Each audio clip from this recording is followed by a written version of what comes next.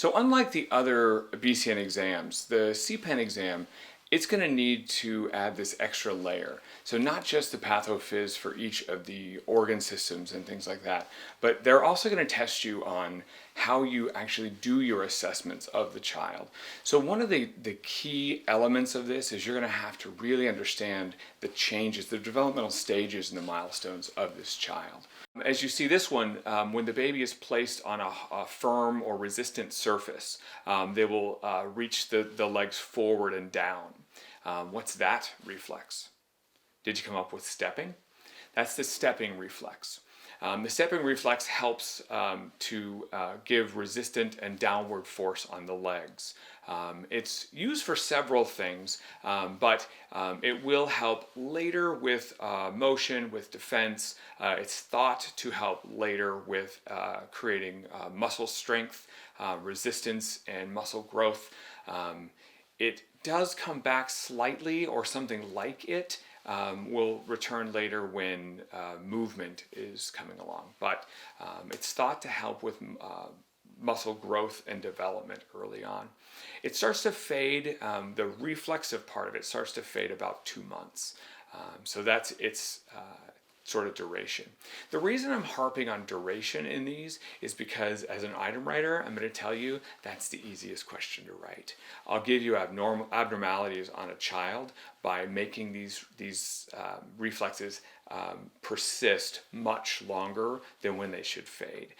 And that could be a sign of concern in a child. So while it's kind of, you're like, well, why are we splitting hairs on these ages or these numbers?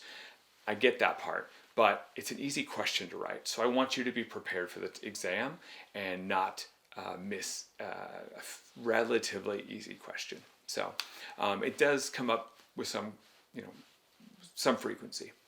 Let's try another one. So how about this one? When a loud sound usually, but a sound is heard by the baby, they'll generally take their arms, extend their arms and legs, often extend their neck, and then bring their arms and legs back in, usually also eliciting their own cry at the time. Which reflex is that one? Did you get it? That's the Moreau reflex. So the Moreau reflex is also that startle reflex, is sometimes referred to. The baby themselves often will elicit their own startle reflex, or when someone drops something, someone shouts, the dog barks, things like that. Very common startle reflex. Waking the child up is often another way to elicit that. And this one usually will start to disappear about 4 to 6 months in.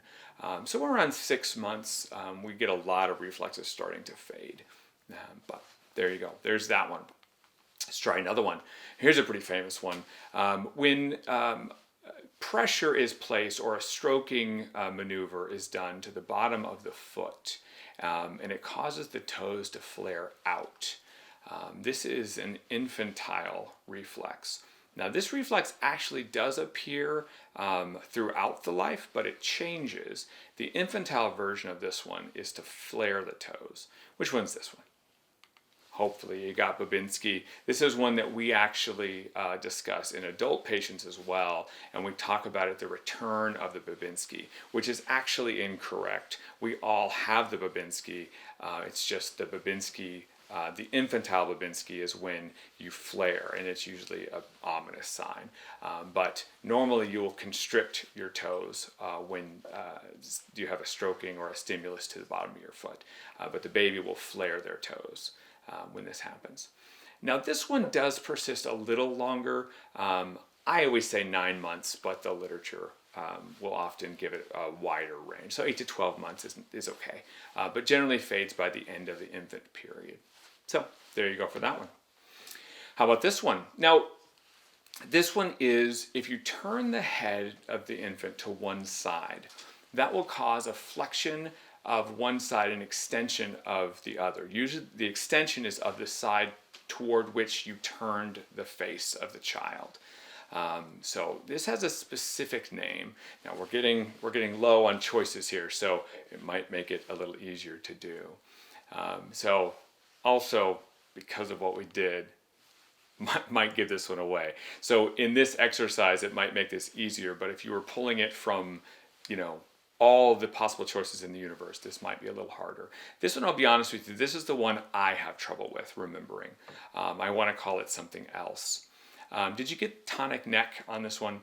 This is the tonic neck reflex. Now, there are two tonic necks. There's the asymmetrical tonic neck and the symmetrical tonic neck, and they come in at 2 different times. So this one is the asymmetrical tonic neck, and it's going to go about 5 to 7 months. So I always say 6 months, and then the symmetrical tonic neck will take over and appear at this point. This one is I've always learned this one is it has to do with crawling. So first it'll start to crawl, and then it will help them with coordination of limbs. So it helps them with that motion of crawling and opposite limbs. That's the asymmetrical one, and then the symmetrical one, it helps them with motion and coordinated movement. Or at least that's how I've always understood it. It's possible that there's more to it. I'm not going to pretend like I have all the infinite information on every thing to do with tonic neck, but that's how I've always understood it. But we're just going to leave it as just tonic neck here. And the most common use of it is fading about 5 to 7 months. So that's how I've normally seen it on the test. Hopefully that helped. So the next one here is when you put pressure into the patient's palm, and that's going to cause them to create a little squeeze around your finger or whatever you were putting pressure on. So which one is this one going to be? Name is pretty fitting. This is your grasp reflex. This is the one that every dad gets excited. They're like, oh my gosh, my baby knows me already. Yeah, partner, that's great.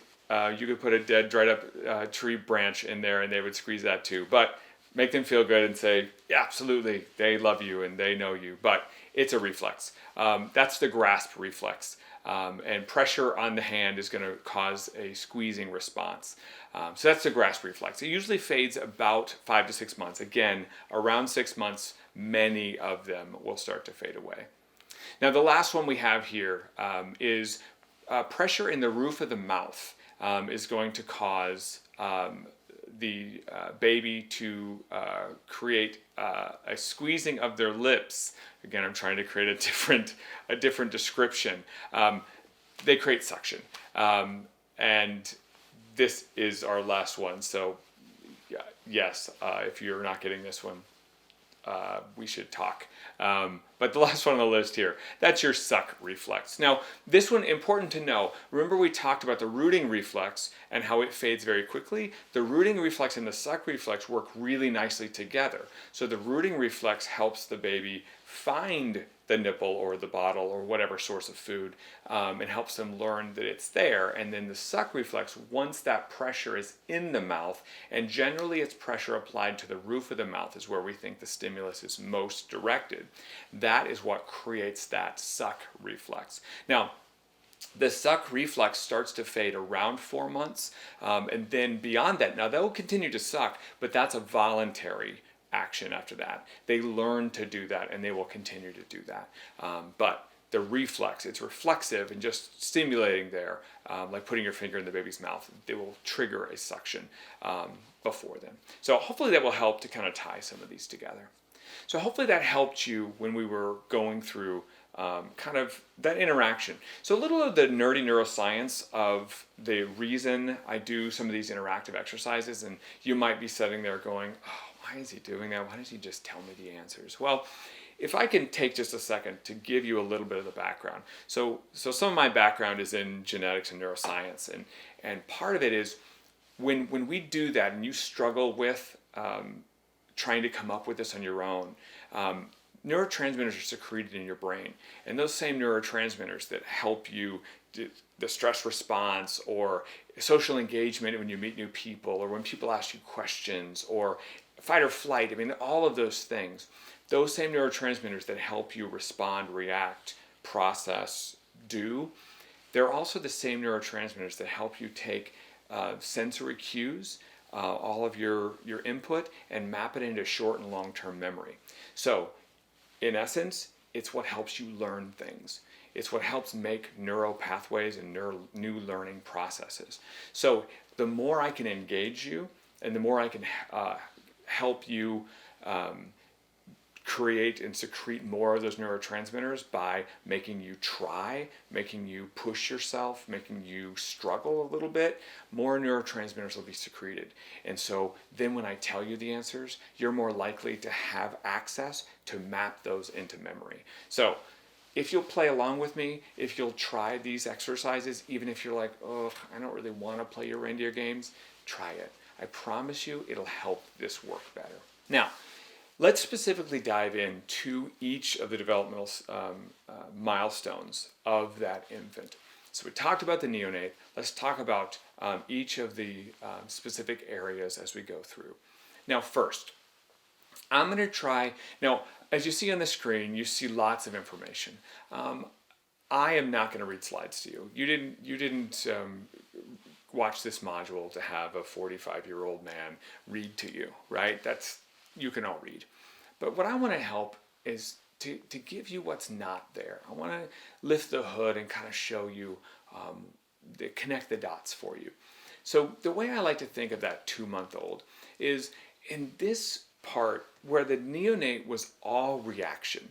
That 2-month-old, they're just beginning to have some voluntary responses to stimulus. Now, they usually need stimulus still. There still needs to be some trigger for them most of the time, but they're starting to be able to choose when or how to respond, if that makes sense. So if you look at some of those examples, now these are just examples. This is not a complete list, remember that. And everything I tell you, they're not complete. They're just examples of the concept. I'm going to teach you concepts in this series. But I want you to understand, if you can take away the core concept, you can put any example you want there, but you'll understand the examples. So, for example, let's just grab a couple of them. For instance, beginning to smile at people. So the stimulus of a person being there, that's the stimulus. But now they can choose what to do back. So now they can choose to smile to people they recognize, like a parent, right? Or to cry to someone they don't respond to or don't recognize. But it's that choice. They start doing that about 2 months, that kind of thing. Trying to find parents, turning their head towards sound. And then the one in our example that you did in your quick interactive exercise, that was being able to hold their head up and begin to push away when they're lying on their tummy. This is something voluntary. That pressure, they'll try to push away and hold their head up. That's one of the things you might start seeing at 2 months. So hopefully you got that one right. Now, reasons for concern. I also wanted to break this out. I wanted to show you the milestones, the assessment findings, but I also wanted to see what would go wrong. Now, this section on each of the milestones is specifically designed to help you see how questions might show up. Now, it's also very useful in practice. These would be reasons that you should be concerned when you see a 2-month-old and you see these assessment findings. But remember, you're watching this because you might be preparing for your CPEN exam. I also want to make sure that I'm putting a fine point on this. These are easy questions to write. So when you see them on the exam, be sure and understand that this is sometimes the question they like to write. So when you see that question, watch for that. So things like not being able to do those things, not responding to loud sounds. They see the stimulus and they don't voluntarily make the choice, make that decision to respond. That would be the important thing. Remember, they should be making voluntary choices. They didn't make that choice. Something's wrong. Is there a hearing deficit? Is there something else wrong? Because they should have, if they heard the stimulus, they should have responded. So that's one of the things that should show up as a concern at 2 months.